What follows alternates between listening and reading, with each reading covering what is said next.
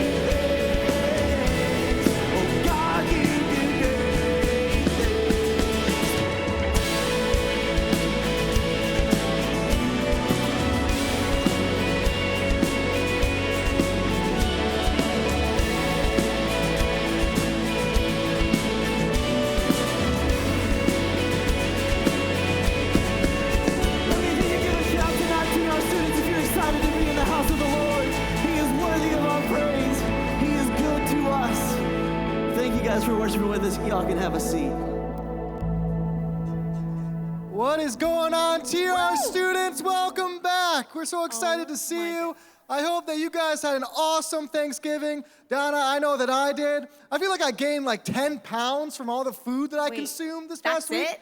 That's it? Oh my gosh, lightweight. That's like pro stand. I feel like I gotta go to the gym and work out like right after this. No, I'm gonna go home and take a nap. That's That actually sounds a way better to me. Yeah, that's a better plan for sure. Oh my gosh, wait, you know what What? I'm gonna do when I go home? What? Instead of taking a nap, I'm gonna eat some more green bean casserole. Green bean casserole? Who likes green bean casserole?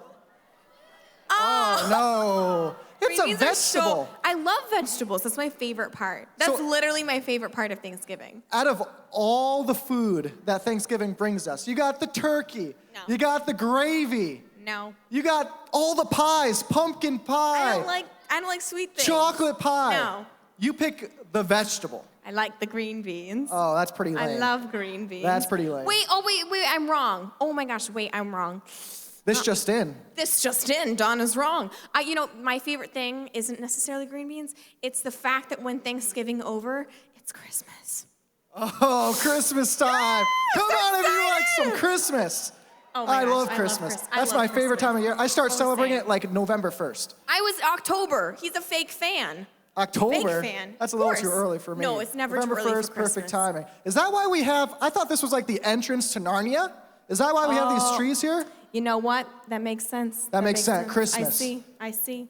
You know what? I love Christmas. Josh loves Christmas. We all love Christmas. Who likes Christmas here? Okay, so we like Christmas. I love okay, Christmas. so we're gonna celebrate Christmas a little bit here tonight, and I think we're gonna start with a game that's called Jingle Box. Jingle Box, that's correct. Jingle Box. We love that for us. And you know how we play Jingle Box? I don't know how do we play. How do we play, Well, let me Josh? fill you in, and let me fill all of you in. So what's going to happen is there's going to be three boxes that pop up to the side screens right here. Oh, there they are, right there. Beautifully wrapped. It looks amazing. In those boxes, there's going to be jingle bells. Why? Because it's Christmas time, right? So we're doing Christmas version. I get it. And I'm going to come out to the crowd, so I'm going to come out here, and I'm going to pick somebody. And your job's going to be is you're going to guess where the jingle bells are in one of those boxes, out of those three. But here's a tricky thing, Donna. Is This there is a where it tricky gets part? tricky, is that those boxes are going to move around, all right? I So you see. need to be watching to see where the jingle bells are, all right? So who wants to go? Who wants to go? Come on. Come on. Who wants to go? All right, you over here, right here. Go, watch the box, watch the boxes. Let's see which one it goes in. Okay, goes in 2. Oh, that's too much. I can't see them. I don't have my glasses. I Uh-oh, don't have they're my going a little glasses. I can't faster. see this. Uh-oh. I already lost it. Oh. Oh. All right, number 3. What'd you say? Number 3. Okay, number Oh, 3. Yes, incredible. that's it. Excellent. You got it. Awesome. Excellent. All right, who else wants to go?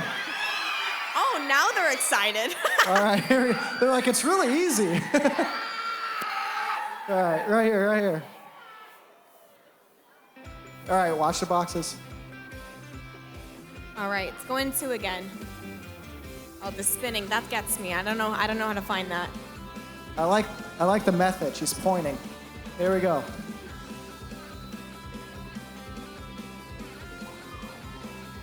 All right, what box? 2. 2. She said number 2.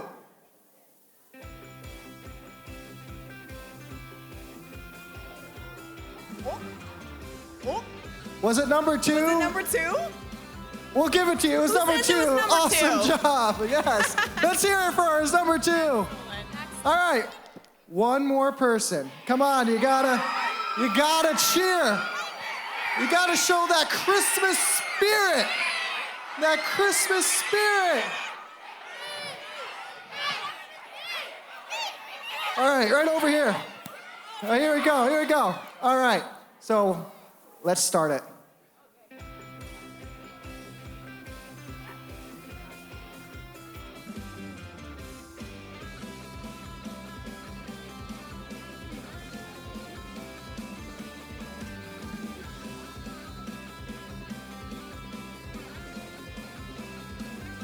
All right, which box?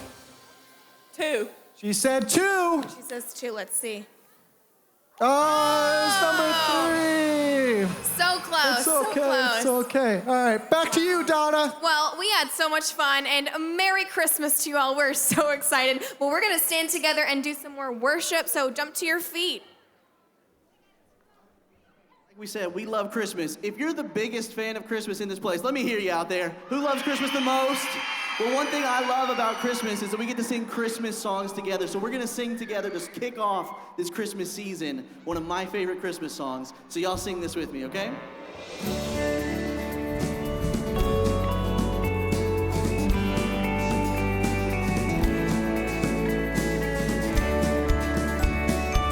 We'll do it a little bluegrass edition. Y'all sing this with me. The first Noel, the angels did say, was to certain poor shepherds in fields where they lay, in fields where they lay keeping their sheep on a cold winter's night, thy white so deep. Y'all sing this. Noel, Noel, Noel, Noel. Born is the King of Israel.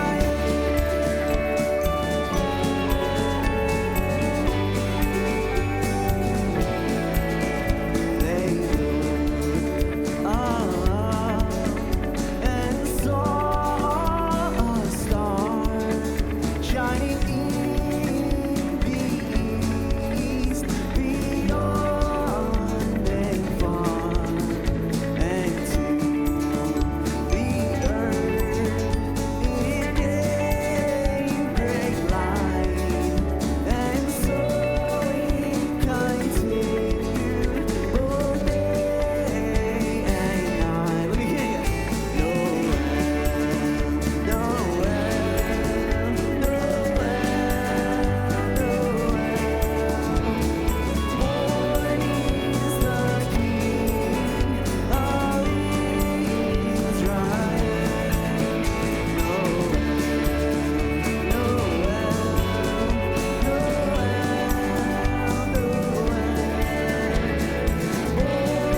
is the King of Israel.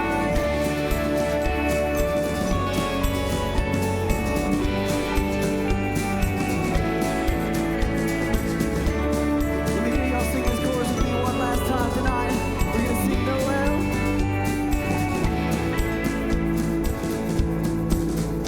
Noel, Noel. Let me hear you. Noel, Noel. Born is the King of Israel.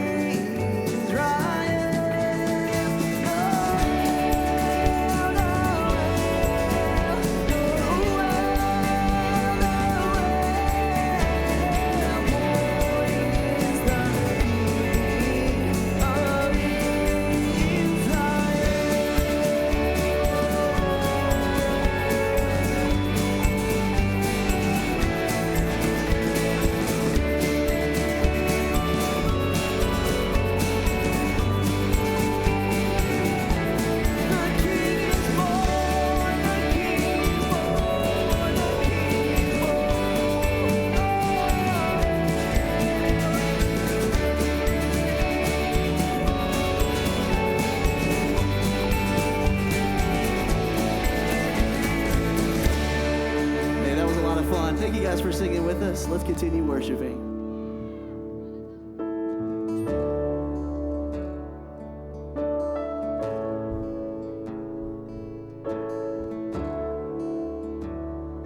Break the chasm that lay between us. How high the mountain I could not climb. In desperation, I turned to heaven and spoke your name into the night. Then through the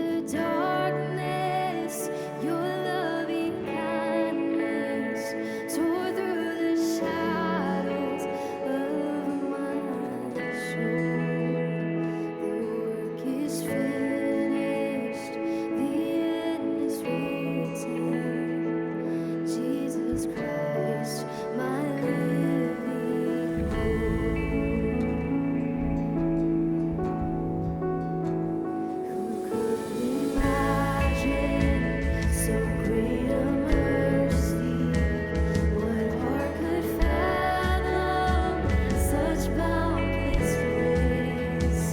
The God of ages stepped down from glory to wear my sin and bear my shame.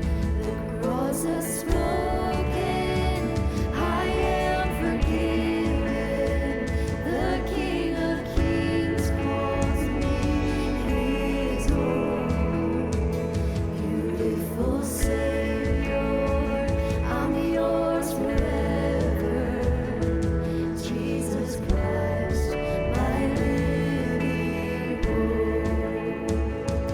Hallelujah, praise the one who set me free. Hallelujah, death has lost its grip on me. You have broken every chain. There's salvation in your name, Jesus Christ, my living hope. Hallelujah, praise the one who set me free. Hallelujah, death has lost its grip on me.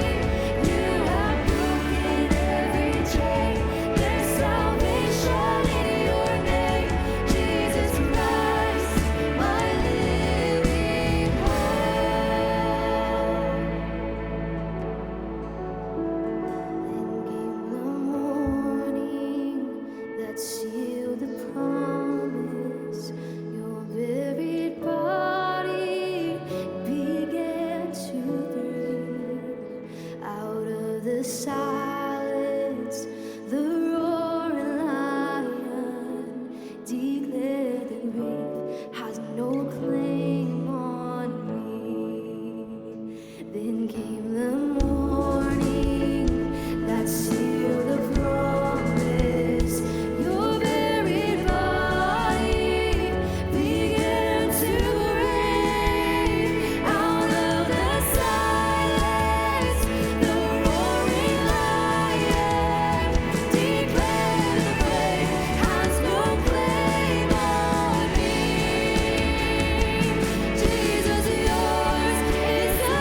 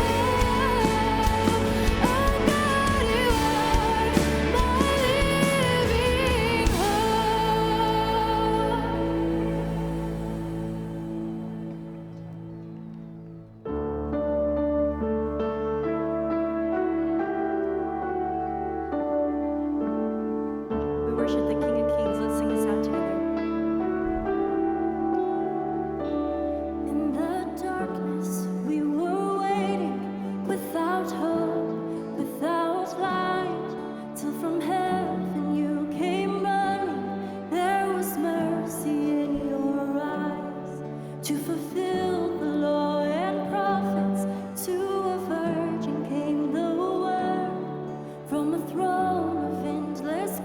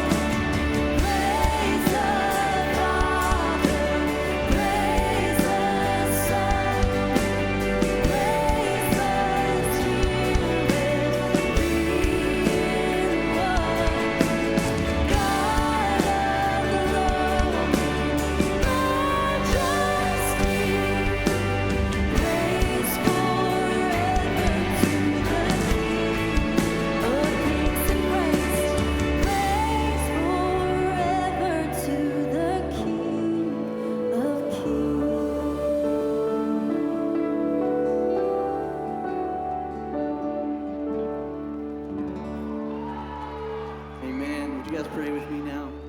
Heavenly Father,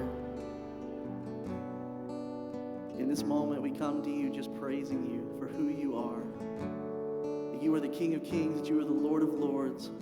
And in this Christmas season, I pray that we would turn our eyes to you, unlike any time we've ever done before, that we would look to you as our Savior, that you came to this earth when you didn't have to.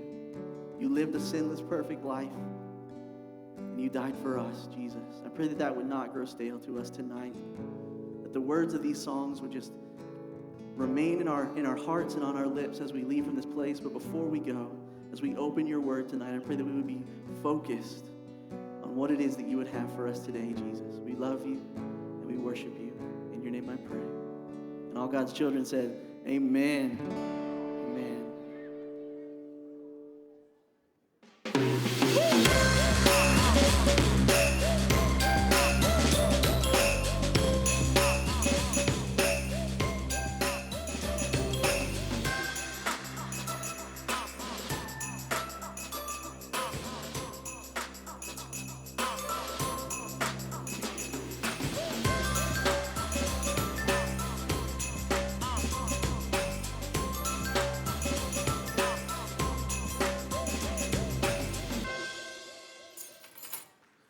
All right. Hey, TR Students, man, we're so excited.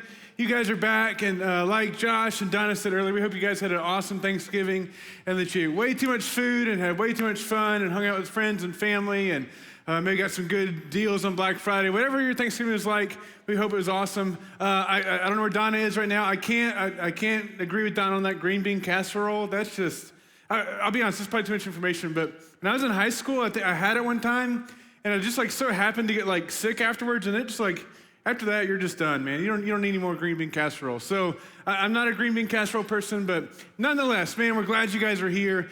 And I'm glad you're here for Christmas at Thomas Road Students for our new series called Christmas Lights. We're going to have a lot of fun, and I'll tell you more about that later. But make sure you come back the next 2 weeks on the 9th and on the 16th for some really, really cool things happening. We want to see you guys here, invite your friends, and all that good stuff, all right?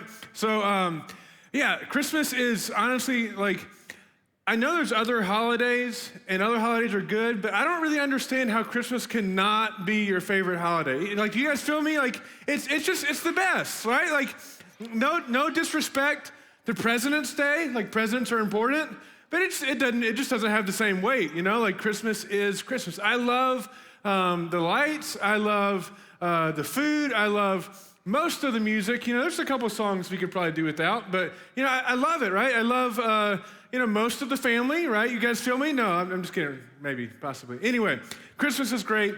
I may or may not be having like this, like Christmas lights war with like the guy across the street. Like we kind of keep going back and forth, and he'll put something up and I put something up, and then he does that. And so like we keep going back and forth. So Jenny, my wife, is like officially banned me from going back to Lowe's or Home Depot to buy more stuff because like we're maxed out, right? So I do really enjoy Christmas. I hope you enjoy Christmas too. I hope Christmas brings really good, fond memories for you. Here's the cool thing about Christmas is you've got like your traditions, and you've got things that you do, and you've got things that your family does. And after you do that for a while, we begin to have these expectations of what Christmas is all about, right? And so this Christmas season, you probably have these expectations of, hey, we're gonna go eat at this restaurant, or we're gonna eat this kind of food, and then we're gonna go look at these Christmas lights, and then we're gonna, maybe you're one of those really cool families. Mine was not this way. Maybe you're one of those families that gets to open a present on Christmas Eve. Does anybody get to do that? I was so jealous of you guys, right? I can remember going to Christmas Eve service, like at church, and some of my friends had already opened a present. I'm like, that is so not fair, right? But anyway, like you've got your things, I had mine, but we have these expectations of what Christmas is all about and what Christmas will be. And I do it every year. I end up talking myself into believing and into expecting that this Christmas is gonna be the best Christmas ever. And let's get real for a minute, right? Everybody up here, let's get real. If there was ever a year that we needed the best Christmas ever, it's gotta be 2020, right? Like, it's been a tough year. Christmas better bring it, right? You know what I mean? Like Christmas better be good this year to redeem a whole lot of mess we've had to go through in 2020, right? I don't need to tell you how it's been. You know it, you've lived it, I've lived it. I'm just saying Christmas needs to be good this year. And so I'm expecting it, I hope you are too, because nobody wants to be let down, right? I mean, we've experienced letdowns this year. You've experienced letdowns this year. These times where you had these expectations of something, but then you found out that reality was so far removed from what your expectations were. And nobody wants to be let down. Nobody wants to be in a situation where you're just thinking, this is not what I expected. This is not what I thought it would be. This is not the way it's supposed to be. I've told this story before. I used to think that my wife and I, Jenny and I, had the craziest wedding chaos story, but now I know so many couples have had to experience COVID weddings, and they might have us beat, but I'll tell you ours real quickly. We got engaged a little over 9 years ago, so on November 12th, 2011, and as girls do, look, Jenny's and her mom spent the next 8 months planning this wedding, right? And so I tried to stay out of it. I learned very quickly, one, I either didn't care, or let's just be honest, my opinion didn't matter. So you put those two things together and you're all right, this is not my deal. Just tell me where to be, tell me what to wear, tell me when to show up, and I'll do that. But they spent 8 months planning this wedding, and so they had the caterer picked out for the food, and they had the wedding venue where we were going to get married picked out, and they had the reception venue where we were going to have the reception afterwards, and so they had all these different things planned out of the food, the music, the dresses, the suits, the guest lists, everything. And a week before our wedding, so we got married on July 6, 2012. It was a Friday night wedding. The week before that wedding, you might remember it, most of you are probably too young, but in Lynchburg, we had this weird thing called a derecho. I don't really know what a derecho is. It must just be a funny word for really crazy storm that knocks over all the trees and knocks the power out forever. I think that's what derecho means in some other language, I don't know. But that's what happened, right? Friday night, a week before the wedding, a storm comes through Lynchburg, knocks out the power, knocks out the trees, kind of wrecks the town for a little bit. I know, I didn't get power back at my house for 8 days. A couple weeks ago, our power went out for 3 hours, and I was bored to death. 8 days with no power. It felt like the hottest week in the history of mankind.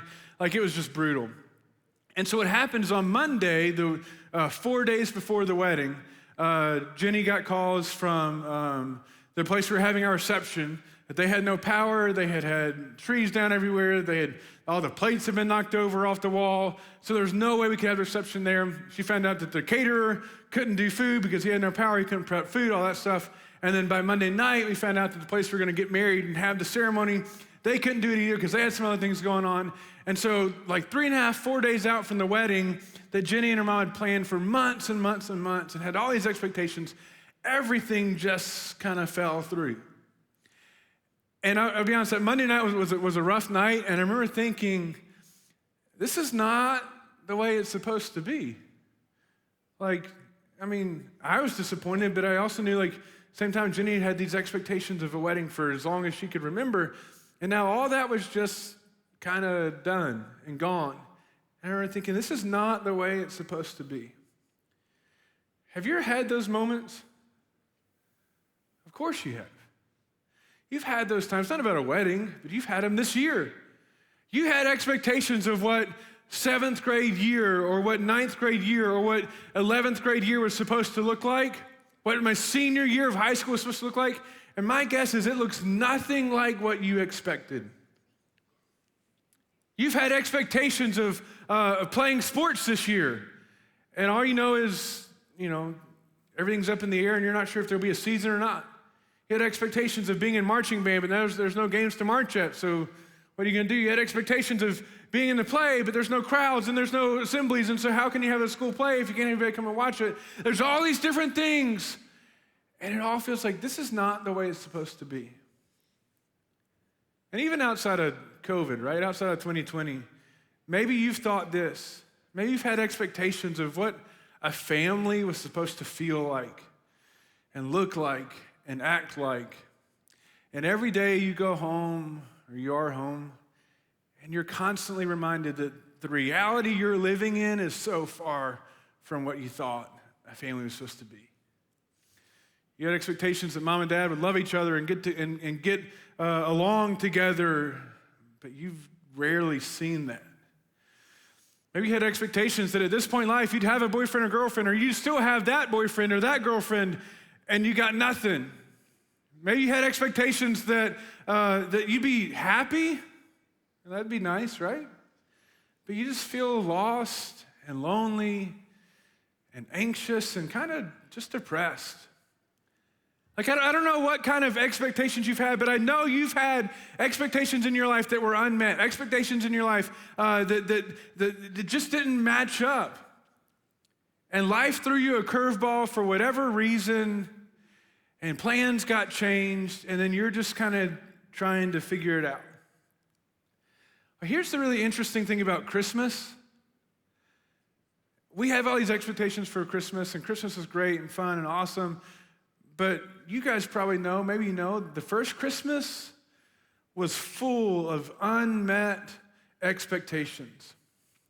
The first Christmas was full of curveballs, and I didn't think it would be like this, or it's not supposed to be like this.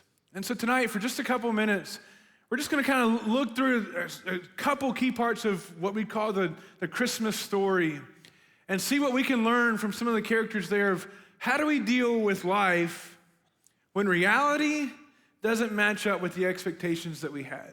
Because they had a lot of that going on, right? So the Christmas story, maybe you know it, maybe you don't. We could find it in the beginning of the Gospel of Matthew. We could find it in the beginning of the Gospel of Luke. We might kind of balance or dance back and forth a little bit. But they both basically start the same way. We'll start in Matthew chapter 1 with just a really kind of simple premise for what's going on, right? So Matthew chapter 1, verse 18 says this. And this is how the birth of Jesus, the Messiah, came about. His mother Mary was pledged to be married to Joseph, right? You probably know that. Maybe you don't. Either way, it doesn't matter. Mary and Joseph pledged to be married, right? Everything's great. And we learn a lot through what's recorded in the Gospels, but we don't learn everything, right? Like, they just don't have time to tell us everything. Like, have you ever wondered, how did Mary and Joseph meet?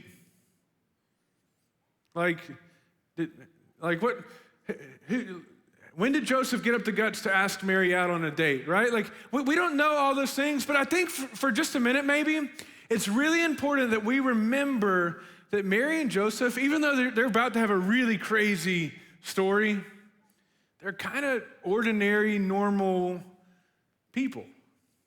So if you'll bear with me for a moment, let's just kind of pretend to fill in some of the gaps like the way it might have gone, just so we can kind of get our minds around what the news they're about to get would have felt like, right?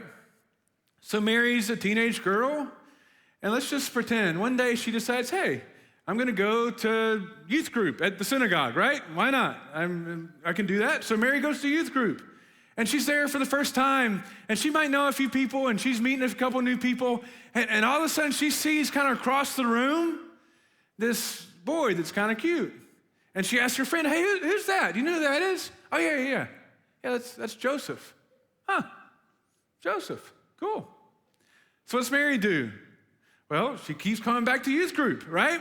I know you guys would never do that, but hey, if there's a cute girl or cute guy and you want to get to know him, keep coming back, right? That's what Mary does. So she keeps coming back to youth group, and eventually, they kind of wind up in the same circle of friends, and one day they're just kind of chilling after the service, and so they just start talking, and they get to know each other a little bit. And Mary likes what she learns. Joseph's really nice, and he's really kind, and he's really thoughtful, and he's really well-spoken. And he's a little bit older, but Joseph has a job. Man, that's way better than the last guy who just lived in his mom's basement and played video games, right? Like, Joseph has a job. That's really good. So they start talking, and they get to know each other. And then one day, Joseph finally gets up the guts to ask Mary to go get some coffee, right? So they just go to the local coffee shop in Nazareth, and they spend hours together just getting to know each other, just talking. And we don't know, we're just making this up, but we have to imagine that eventually things progressed, and one day Mary brings Joseph over to the house to meet mom and dad, and Joseph's sweating bullets, but it went kind of well. And they keep going, and then Joseph starts to put away some money so that he can save up to get engaged. And one day they're out, had a nice dinner. They're walking down the street at sunset. It's this really romantic night. And Joseph gets down on a knee and he proposes and he says, Mary, will you marry me? And she says, of course. I don't know, but something like that, right? Like they're normal people and they lived a normal life to some extent.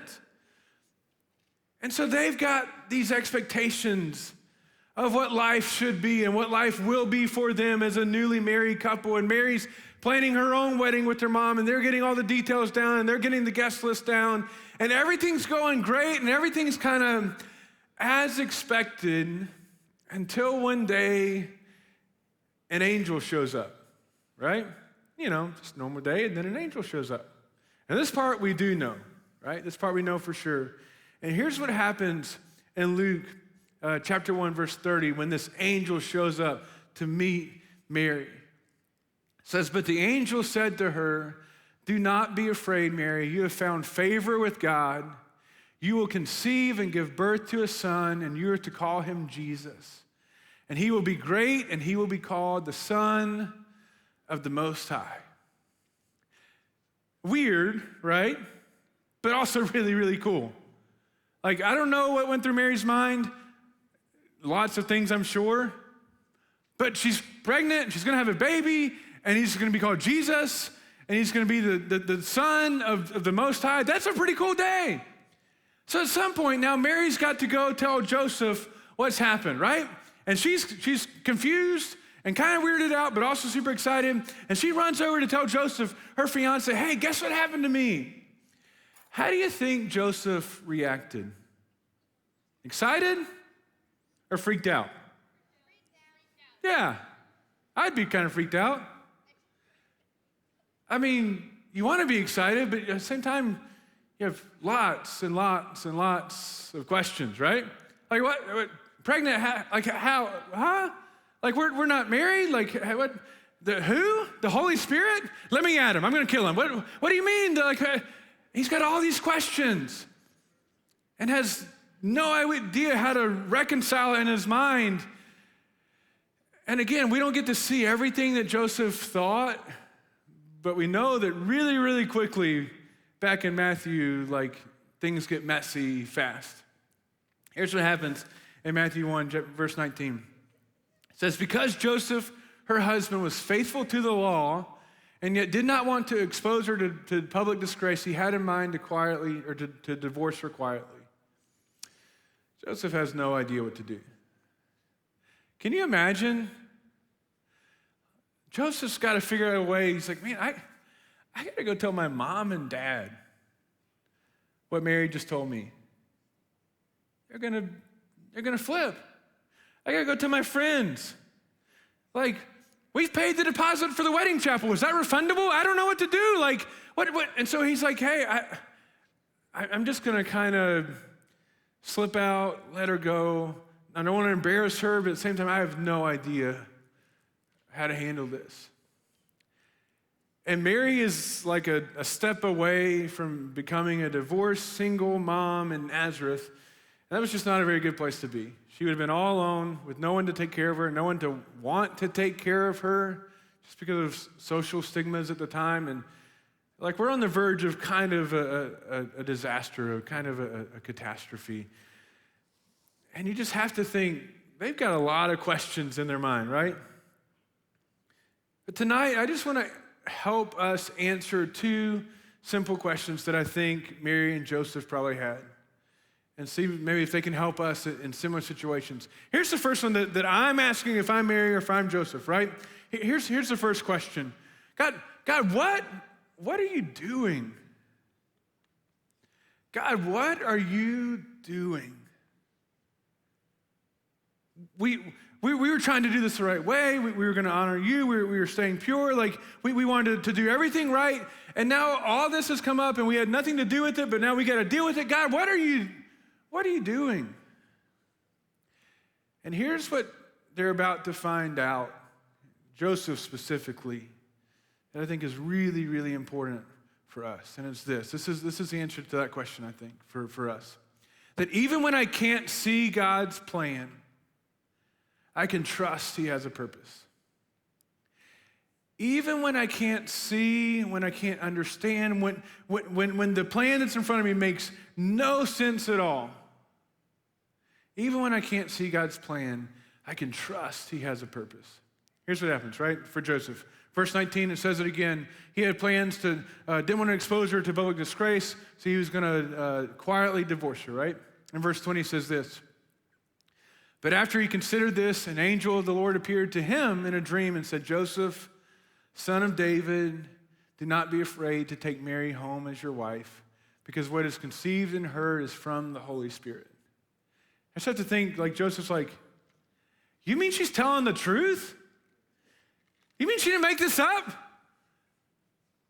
Like, the angel's telling me the same thing. This is like real? And here's how it ends, verse 21. And the angel says, she will give birth to a son, and you're to give him the name of Jesus, because he will save his people from their sins. And I think at that moment, it starts to click a little bit for Joseph. So you mean the craziest, kind of worst thing right now feels like ever to happen to me in my life has a purpose? Even though this is still super weird, you mean that there's a purpose? Your son's going to be called Jesus, and he's going to save his people from their sins. And see, we experience life kind of one step at a time, right? Like we do today, we go to sleep, we do tomorrow, we go to sleep, we do the next day, and the next day, and the next day, and the next day. And it's really hard for us to see the big picture. We just know what we got. But God is all-knowing and all-powerful and sees everything and exists outside of time. So even though we're kind of one step at a time, one day at a time, God sees this big picture that we can't see. I mean, there are some days, maybe you felt it, that you'd give anything to have like a fast forward button, you know? Like, can we just skip today? Like, okay, and the next day? All right, let's just skip this week. Let's just, right? Just to see how the story ends. Netflix has kind of spoiled us, hasn't it? Like, one, Netflix, you have no commercials, which is awesome. But what's the other thing about Netflix? If you're watching your favorite show and the episode ends with like this crazy cliffhanger, what do? You just watch the next one. Bingo.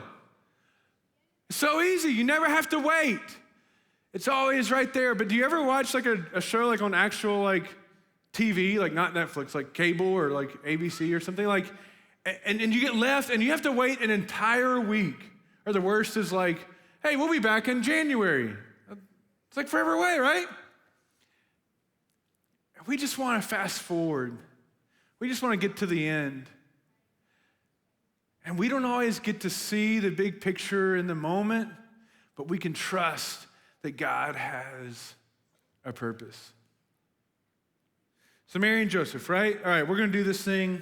Mary's pregnant. But surely like, hey, we're kind of like doing this for God. Like, he's going to take care of us, right? Like, he's going to watch out. It's going to be easy, piece of cake, right?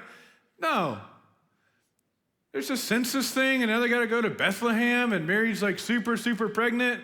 And so Mary's like riding on the back of a donkey and basically going into labor. And I don't know this from like firsthand experience, but I have very good sources that tell me that's not a great place to be when you go into labor, is like on the back of a donkey. But that's where they're at.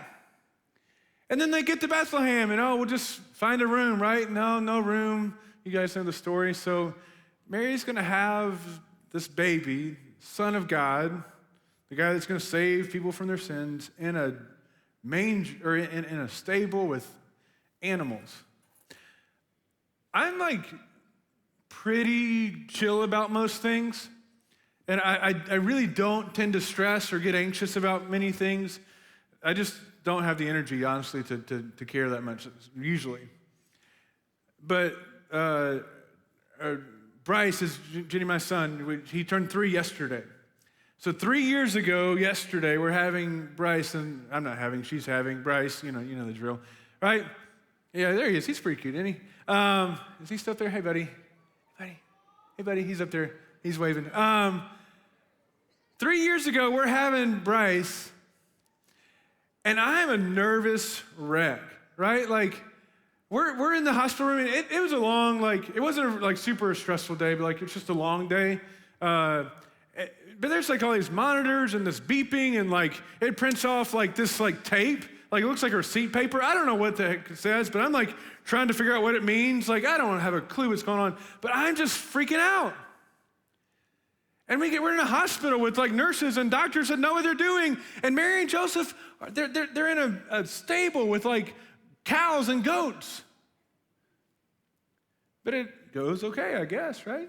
All right, finally, now we're good, right? We've had the baby. Now we can settle down, live a cool, calm, simple life. Oh, not exactly. There's like a king. His name is Herod. He kind of wants to kill your son. Like, are you serious? Like, it's just one curveball after another for them.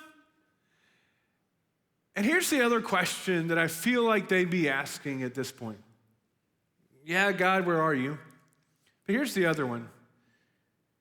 Or sorry, the first one's, God, what are you doing? Here's the other one. God, where are you? Like, are you watching this? Are you seeing what's going on? God, where are you? And here's the cool thing. I think the answer to this question is found in Jesus himself. Back to Matthew, verse 22 and 23 says this, all this took place to fulfill what the Lord has said through the prophet. The virgin will conceive and give birth to a son, and they will call him Emmanuel, which means God with us. Even in the darkest, most crazy days, God, where are you? Guys, the truth is he is right here. He is here. No matter what you're going through, God is with you. I know it sounds cheesy and it sounds lame. It sounds like you've heard that 100 times before. But man, on the worst day of your life, God is with you. God is right there. And man, I've been there. Those times we're asking that question, God, what are you doing? God, where are you? And it feels like we are waiting and waiting and waiting and waiting and waiting for an answer. That's also how the people of this time felt. Maybe you kind of understand a little bit about the Bible. It's like the Old Testament and the New Testament. The Old Testament, at the end of the Old Testament, there's this promise of Messiah, of a Savior that's to come and save his people. There's this promise of help to come. And the Old Testament ends, and in like real time, like I said, like a day at a time, about 400 years go by with nothing. No revelation of the Savior, no nothing. Yeah, help's coming, but now we got to go through 400 years of virtually silence. Yeah, time kept going and things happened and empires rose and fell and like the real world kept moving. But I got to feel like they're thinking, God, where are you? But even when God is silent, he is never absent. Maybe you felt like, God, I just don't hear from you. I've been there. But no, even when God is silent, he is never absent. God is with you. Sometimes I'll be talking to Bryce and I say, hey, buddy, you want to go? And I'll just tell him, you want to go to somebody's house? You want to go to get ice cream? You want to go to school tomorrow? I can ask him whatever. Hey, you want to go somewhere? And more times than not, he asks me a question back, and it's not what are we going to do or not anything else. More times than not, he'll say, Daddy, you going to be there? Daddy, you going too? Is Mommy going? Because he cares less about what we're going to do and more about who's going to be there.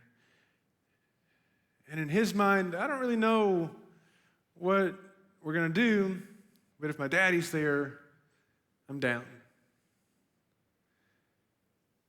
And I just wonder what would happen if we could have the same trust in our Heavenly Father. God, this is not what I expected. This is not what I thought this year would hold. but I'm going to trust that you have a purpose. And I'm going to trust that you're going to be there the whole time. Easier said than done, but you can do it. Trust in God's plan. Trust he has a purpose. And know that he's with you every step of the way. Why don't you go ahead and bow your heads and close your eyes. We're going to end just by singing a song that just reminds us, God, even when I don't see it, even when I don't feel it, even when I don't understand it, God, you're still moving, you're still working, you're still making a way, and you're still here. As that song is just sung tonight, would you choose to believe in the goodness of God, even when life is crazy?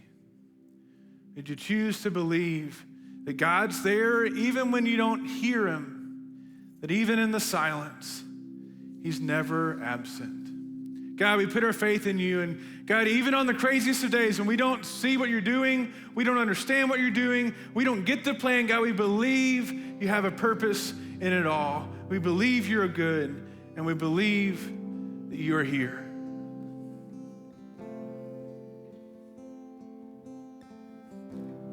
Let's stand together tonight. Sing this with me tonight.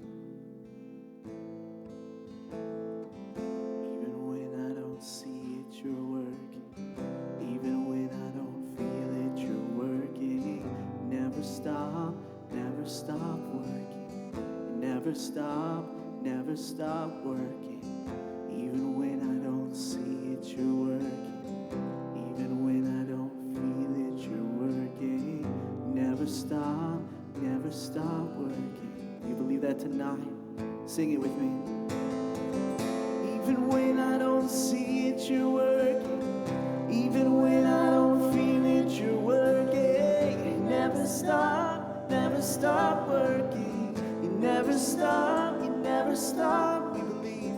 Even when I don't see it, you're working. Even when I don't feel it, you're working. Never stop working. Never stop, 'cause you are waymaker, miracle worker, promise keeper, light in the darkness, my God, that is who you are. Sing it with me tonight, 'cause you are waymaker, the miracle worker, promise keeper, light in the darkness, my God, that is who you are. You guys sing it this time. You are waymaker, miracle worker, promise keeper, light in the darkness, my God, that is who you are. Oh, waymaker, the miracle worker, the promise keeper, light in the darkness, my God, that is who you are. Listen, I don't know where you are in this room tonight.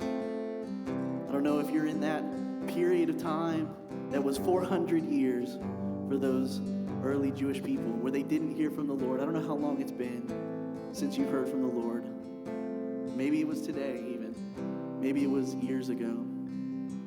But I would ask right now in this moment, in this worshipful time we have together, that as we sing those first words that we sang together, that you would cry out to the Lord in this moment. Can everyone across this place close your eyes with me, please? As we sing this together, cry out to the Lord. Even if you don't believe it, I believe that singing this over and over can convince you of the truth of these words. I believe that the Lord can work in your heart even in this moment. So sing this with me. Even when I don't see it, you're working. Even when I don't feel it, you're working. You never stop working. You never stop. Sing it to him tonight. Even when I don't see it, you're working. Even when I don't feel it, you're working. You never stop working. You never stop, 'cause you are waymaker, the miracle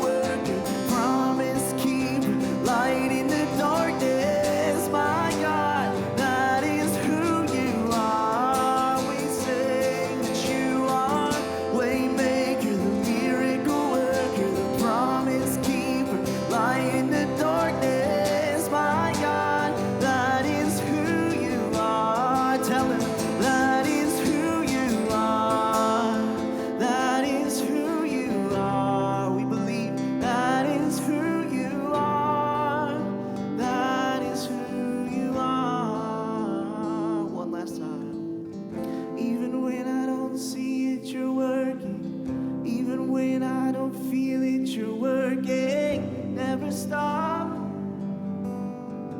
You never stop, you never stop working tonight. Oh, we sing, never stop working. And Lord, in this moment we come to you as your people, as your children. Every single person in this room, you know our name, you know our story, you know the hairs of our head. You love each and every one of us just as much as you displayed your love for Mary and Joseph way back when. And in times of silence, in times of despair, we can sing with confidence because we know who you are. King Jesus, you are with us.